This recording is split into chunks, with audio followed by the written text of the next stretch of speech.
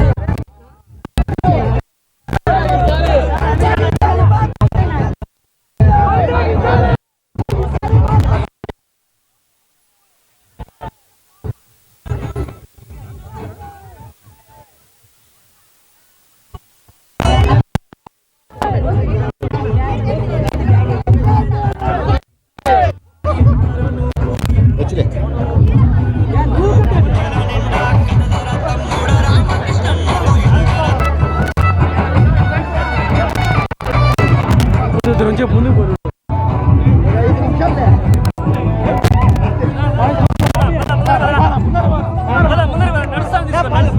ఈ రొంత ఫ్రీ అవుతా సార్ ఈ కొద్దిగా ఫ్రీ అయితే సార్ నడుస్తారు కొంచెం ముందరికి వెళ్ళాలా ఇంటి పేరు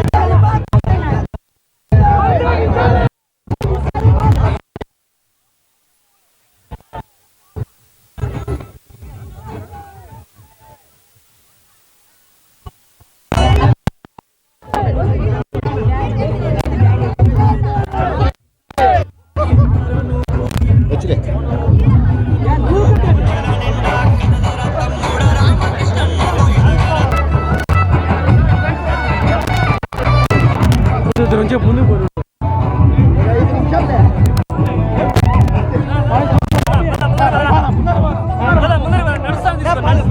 ఈ రోజు ఫ్రీ అవుతా సార్, ఈ కొద్దిగా ఫ్రీ అయితే సార్ నడుస్తారు. కొంచెం ముందరికి వెళ్ళాలా, ముందరికి వెళ్ళాలా.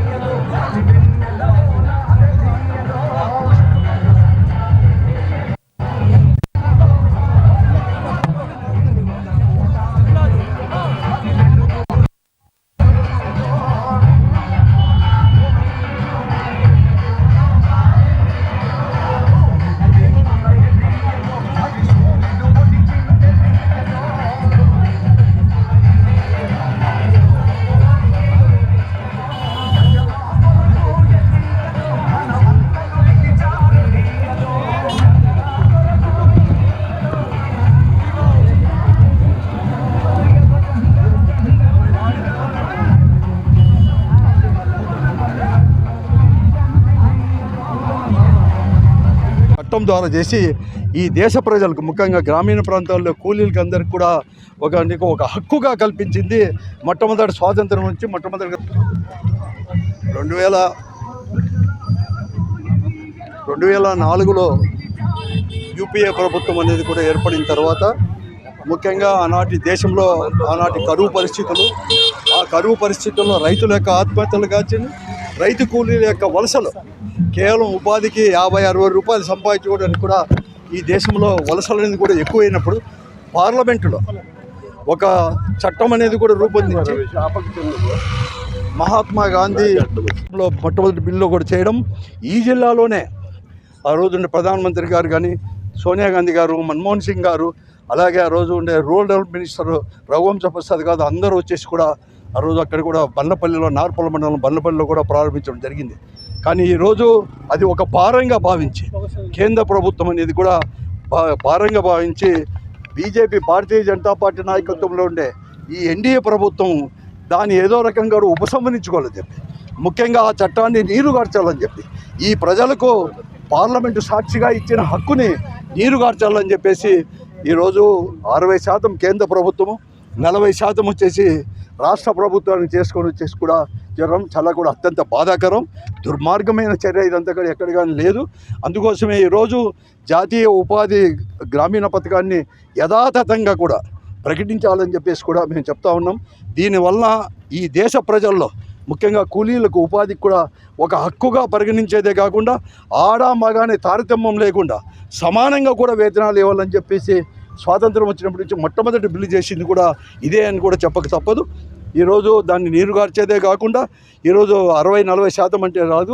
ఈరోజు నాకు తెలిసినంత వరకు ఈ జిల్లాలోనే 4 లక్షలకు పైబడి ఉపాధి అనేది కూడా ప్రతి సంవత్సరం కూడా అంటే మినిమం 100 డేస్, కానీ అనంతపురం లాంటి జిల్లాలో 140 రోజులకు కూడా తీసుకొని పోవడం, ఇవన్నీ కూడా తీసుకొని పోయి దాన్ని కూడా ఈరోజు 125 రోజులు పెంచినామని చెప్పేసి 100 రోజులు. నేను ఒకటే అడుగుతున్నాను ఈ జిల్లాలో అందరికి కూడా, ఈరోజు కేంద్ర ప్రభుత్వానికి కానీ రాష్ట్ర ప్రభుత్వానికి కానీ, మీరు ఈ జిల్లాలో ఉపాధి హామీ అనేది పథకం అనేది కూడా మీరు సవరించిన తర్వాత మీరు ఈ జిల్లాలో పెట్టింది కేవలం 12,500.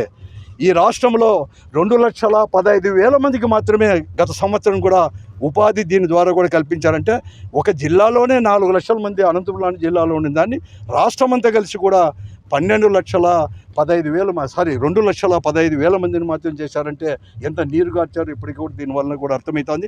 అందుకోసమే దీన్ని యథాతథంగా రావాలని చెప్పేసి ముఖ్యంగా ఈరోజు ఈ రాష్ట్రంలో కూటమి ప్రభుత్వం కూడా పైన కేంద్ర ప్రభుత్వంలో కూడా భాగస్వామ్యం కాబట్టి చంద్రబాబు నాయుడు గారు కానీ, అలాగే ఈరోజు భారతీయ జనతా పార్టీ వారు కానీ, అలాగే జనసేన పార్టీ వారు కానీ మీరు తప్పకుండా కూడా దీనిపైన పెద్ద ఎత్తున కూడా కేంద్ర ప్రభుత్వం చేసేసి యథాతథంగా ఉపయోగించినట్లు.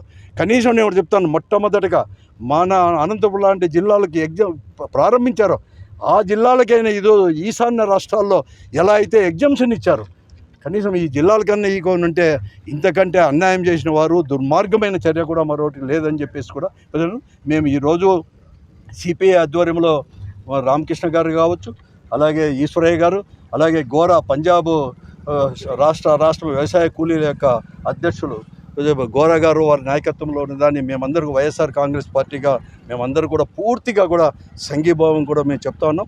నేను నాతో పాటు కూడా వైఎస్ఆర్ కాంగ్రెస్ పార్టీ నుంచి కూడా మాజీ పార్లమెంట్ సభ్యులు రంగయ్య గారు, అలాగే మాజీ మంత్రి శైలజానాథ్ గారు, అలాగే ధర్మవరం మాజీ శాసనసభ్యులు కేతిరెడ్డి వెంకటరామరెడ్డి గారు, ఇంకా తదితర నాయకులు అందరూ కూడా మీటింగ్కు మొట్టమొదటి దీన్ని ప్రారంభించే మీటింగ్కి బల్లపల్లిలో చేసిన దానికి నేనే దాన్ని ప్రిసైడ్ కూడా చేసి పార్లమెంటు సభ్యునిగా ప్రిసైడ్ కూడా చేశాను కాబట్టి చట్టంలో ఇవన్నీ కూడా తెలుసు కాబట్టి చేస్తున్నాం.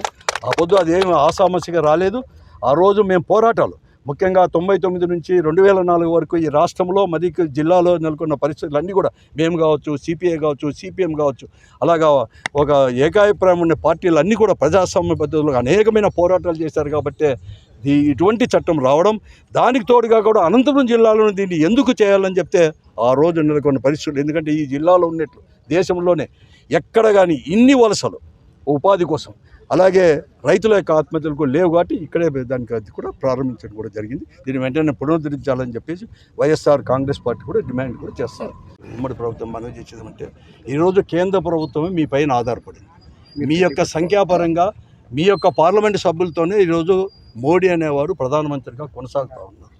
కాబట్టి అటువంటిమైంది ఇంతవంటి దుర్మార్గమైన చర్య ఈ రాష్ట్రానికి గ్రామీణ ప్రాంతాల్లో అంటే పేదలకు వ్యతిరేకంగా ప్రభుత్వం ఇప్పుడు పనిచేస్తుంది.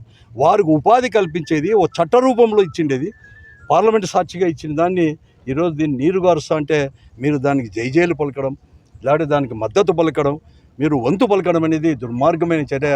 కాబట్టి చంద్రబాబు నాయుడు గారు ఇప్పటికైనా తెలుసుకొని వెంటనే కూడా చేయాలని చెప్పి ఈశాన్య రాష్ట్రాలకు వచ్చినట్టు కనీసం మన రాష్ట్రానికైనా ఎగ్జామ్షన్ తెచ్చుకోవాలా, లేకుంటే నువ్వు ఈ ప్రభుత్వంలో ముఖ్యమంత్రిగా కొనసాగడానికి కూడా ఈ ప్రభుత్వం కొనసాగడానికి రాష్ట్రమే భారతదేశ ప్రభుత్వం అని కూడా తీసుకోవడం ఆ రోజు ఇక్కడ ఈ రాష్ట్రంలో నెలకొన్న పరిస్థితుల్లో కారణమైతే, మరీ ముఖ్యంగా అనంతపురం జిల్లాలో నెలకొన్న పరిస్థితులు ఆ రోజు ఉన్న ముఖ్యమంత్రి డాక్టర్ వైఎస్ రాజశేఖర రెడ్డి గారు కూడా చొరవ తీసుకొని, మరీ ముఖ్యంగా వ్యవసాయ శాఖ మంత్రులుగా ఉన్న రాజశేఖర క్యాబినెట్ వ్యవసాయ రఘువీరెడ్డి గారు ఈ జిల్లా వాసి అప్పుడు అందరూ కూడా చొరవ తీసుకొనే ఈడ నార్పల్ మండలంలో బల్లపల్లిలో కూడా ఇవన్నీ కూడా ప్రారంభించేసాం.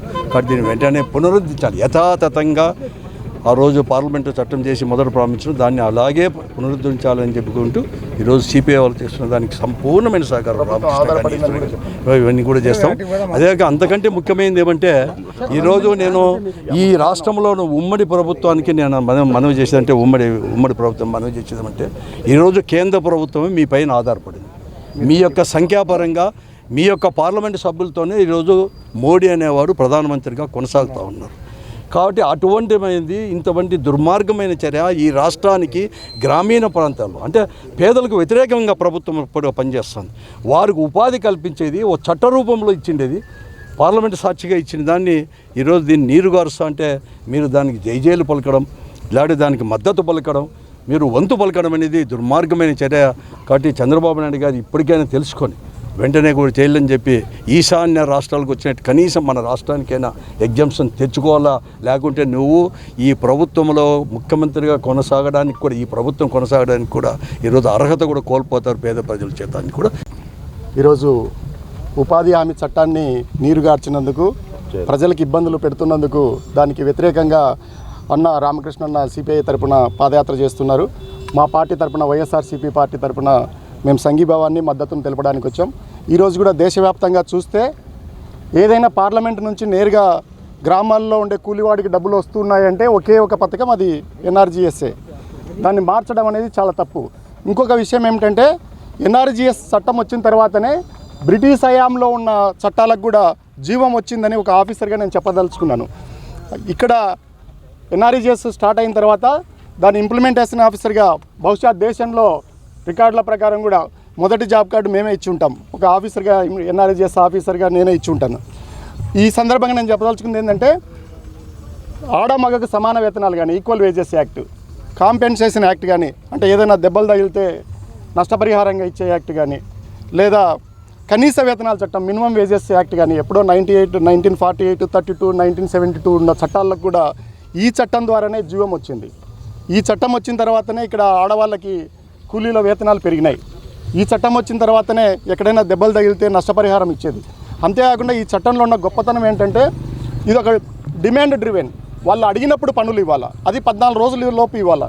14 రోజుల లోపు ఇవ్వలేకపోతే దానికి కాంపెన్సేట్ చేయాలా. అట్లాంటి గొప్ప చట్టాన్ని భారతదేశమే కాదు, ప్రపంచంలో ఏ పార్లమెంటు కూడా పెట్టింది లేదు. అంత గొప్ప చట్టాన్ని ఇన్ని రోజులు సమర్థవంతంగా నడిపిన తర్వాత ఈ ప్రభుత్వము దాన్ని నీరుగారుస్తూ ఉంది. ముఖ్యంగా ఆంధ్రప్రదేశ్లో ఉండే కూటమి ప్రభుత్వం దీని వైపున ఆలోచన చేయాలి.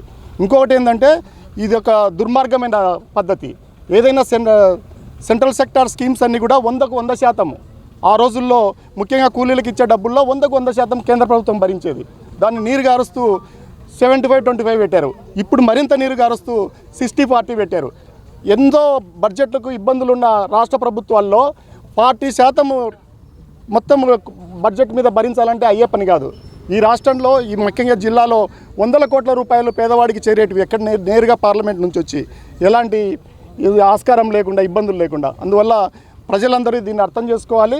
అర్థం చేసుకొని పెద్ద ఎత్తున ఒక ప్రజా ఉద్యమాన్ని నిర్మించాలి.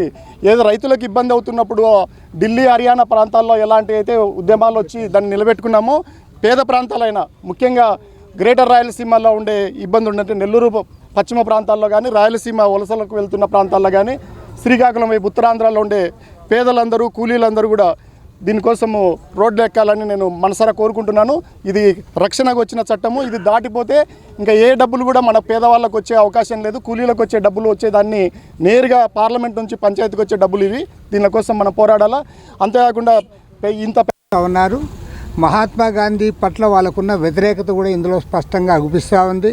రాబోయే రోజుల్లో 40% రాష్ట్ర ప్రభుత్వాలు వాళ్ళు చెల్లించలేదు కాబట్టి మొత్తం పథకాన్నే రద్దు చేస్తామనే దిశగా ఈ ప్రభుత్వాలు కుట్ర పన్నుతా ఉన్నాయి. కాబట్టి వాళ్ళ మహాత్మా గాంధీ గ్రామీణ ఉపాధి హామీ పథకాన్ని ఎక్కడైతే ప్రారంభించారో ఆ ప్రారంభించిన బండ్లపల్లి వరకు కూడా ఇవాళ పాదయాత్ర చేస్తూ ఉన్నాం. ఇది దేశవ్యాప్తంగా కూడా దీన్ని టేకప్ చేయడానికి త్వరలో ఢిల్లీలో కూడా సమావేశం కాబోతూ ఉన్నాం. ఢిల్లీ నుండి అన్ని రాష్ట్రాల్లో కూడా, ప్రతి రాష్ట్రంలో ఉన్న అన్ని రాజకీయ పార్టీలు కూడా స్పందించాలి. ఇవాళ మన రాష్ట్రంలో ఇప్పటికే కాంగ్రెస్ పార్టీ, వైఎస్ఆర్ కాంగ్రెస్ పార్టీ, వామపక్షాలు అందరూ కూడా స్పందించారు. ప్రత్యేకించి తెలుగుదేశం, జనసేన పార్టీలు కూడా స్పందించి వారికి కూడా మద్దతు ప్రకటించాలని చెప్పి కూడా డిమాండ్ చేస్తూ ఉన్నాం. ఇవాళ గ్రామీణ ప్రాంత ప్రజలకు ఒక హక్కుగా వచ్చిన చట్టాన్ని నిర్వీర్యం చేయడం అనేది ఖచ్చితంగా ప్రజలు గుర్తుంచుకుంటారు. రాబోయే రోజుల్లో ఈ ప్రభుత్వానికి తగు బుద్ధి చెప్తారు. ఇవాళ నరేంద్ర మోడీ ప్రభుత్వం కార్పొరేట్లకు ఊడియం చేయడానికి, వాళ్ళ ఆస్తులు పెంచి పోషించడానికి, వారికి కారు చౌకగా లేబర్ లభించేటట్లు చేయడానికే ఈ పథకాన్ని నిర్వీర్యం చేస్తూ ఉన్నారు. గ్రామాల నుంచి పెద్ద ఎత్తున కూలీలందరూ కూడా వలసలు పోతే పట్టణాల్లో, నగరాల్లో వాళ్ళకి అతి తక్కువ వేతనాలకు పనిచేసే లేబర్ దొరుకుతున్నారనే ఒక దురుద్దేశంతోనే ఈ పథకాన్ని నిర్వీర్యం చేస్తూ ఉన్నారు. కాబట్టి ఇవాళ మేమందరం కూడా గట్టిగా నిలబడి చేస్తూ ఉన్నాం.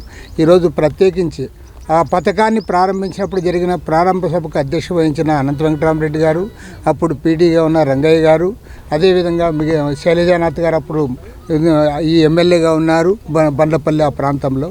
కాబట్టి వీరందరూ కూడా ఇందులో హాజరయ్యారు. మన ధర్మవరం మాజీ ఎమ్మెల్యే కూడా ఇవాళ సంఘీభావం తెలియజేయడానికి వచ్చారు. వారందరికి కూడా భారత కమ్యూనిస్ట్ పార్టీ తరఫున మా రాష్ట్ర పార్టీ కార్యదర్శి ఈశ్వరయ్య మేము అందరం కూడా వారికి కృతజ్ఞతలు తెలియజేయాలి. సమతానగర్లో ప్రారంభమైనటువంటి సిపిఐ బీకేఎంయు పాదయాత్రకు ఈరోజు రెండో రోజు సంఘీభావాన్ని ప్రకటించడానికి వైఎస్ఆర్ కాంగ్రెస్ పార్టీ మాజీ ఎంపీ గారు అనంత వెంకటరామరెడ్డి గారు, మరొక మాజీ ఎంపీ గారు రంగయ్య గారు, అదేవిధంగా మాజీ మంత్రి సాకే శైలజానాథ్ గారు, కేతిరెడ్డి వెంకటరామరెడ్డి గారు మాజీ ఎమ్మెల్యే గారు వాళ్ళందరూ కూడా వచ్చి సంఘీభావాన్ని ప్రకటించారు. వారితో పాటు ఫార్వర్డ్ బ్లాక్ మరొక కమ్యూనిస్ట్ పార్టీ నాయకులు సుందరరామరాజు గారు కూడా సంఘీభావాన్ని ప్రకటించారు. ఈ సందర్భంగా మేము డిమాండ్ చేస్తూ ఉన్నాం, చంద్రబాబు నాయుడు గారి కూటమి ప్రభుత్వానికి ఏమాత్రము కూడా చిత్తశుద్ధి ఉంటే కేరళ, తమిళనాడు, కర్ణాటక, తెలంగాణ రాష్ట్రాలు ఈ జాతీయ గ్రామీణ ఉపాధి హామీ పథకాన్ని పేరు మార్చడానికి వ్యతిరేకంగా పాత పద్ధతిలోనే కొనసాగించాలని ఏదైతే తీర్మానం చేశారో అది ఈ కూటమి ప్రభుత్వం ఈ అసెంబ్లీలో తీర్మానం చేసి కేంద్ర ప్రభుత్వానికి పంపించాలని చెప్పేసి మేము కోరుతా ఉన్నాం. చంద్రబాబు నాయుడు గారు ఇప్పటికే 3,24,000 కోట్ల రూపాయలతో రాష్ట్రాన్ని అప్పుల కుప్పగా మార్చారు. మళ్ళీ రాష్ట్ర ప్రభుత్వం 40% భరించడం అంటే అది సాధ్యం కాదు.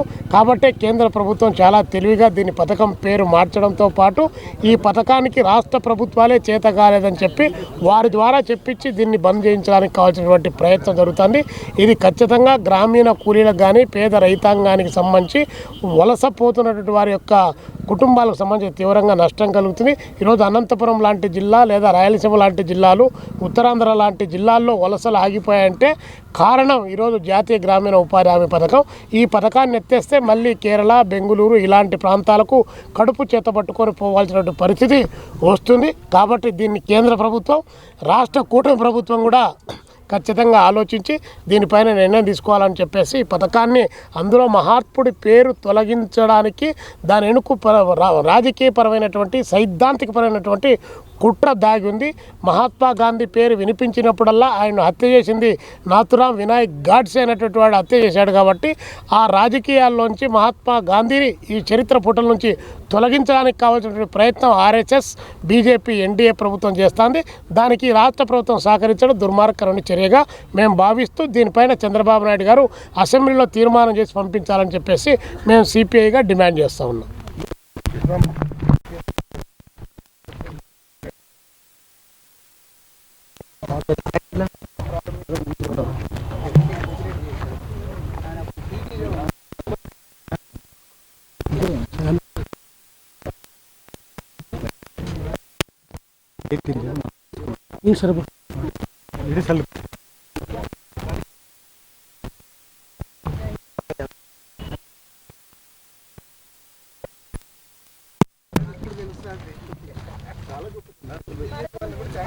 చట్టం అని కాదు, హక్కు అది.